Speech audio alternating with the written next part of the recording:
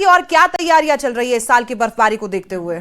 जी बिल्कुल, आपको बताएं कि सबसे पहली तो ये अचीवमेंट है कि हमने देखा पिछले साल किस तरह से ये लाइफ लाइन मानी जाती है नेशनल हाईवे 1 जो श्रीनगर से लद्दाख को कनेक्ट करता है। वरना हमने देखा था कि लद्दाख किस तरह से 8 से 10 महीने के लिए कम्प्लीटली कट ऑफ रहता था पूरे देश भर से।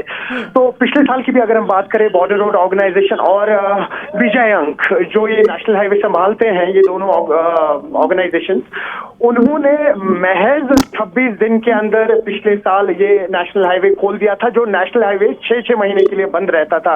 तो अब अभी आप जानते ही हैं कि ऑल ऑफ अ सडन 2 दिन पहले बर्फ हुई थी, जिसके चलते हुए जोजिला पास स्पेशली वो बंद हो गया था। बट इमीडिएटली बीआरओ की टीम पहुंची और नेशनल हाईवे को फिर से बहाल कर दिया गया है।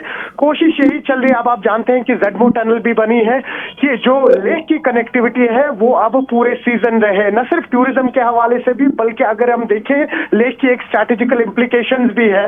अगर हम बात करें तो गलवान वैली या सियाचिन की, तो कोशिश यही है कि हमारी सिक्योरिटी फोर्सेस को भी कोई दिक्कत ना हो, जिसके चलते हुए आप आने वाले 2 साल में देखेंगे कि किस तरह से जो लेह श्रीनगर का हाईवे है ये पूरे साल खुला रहा करेगा।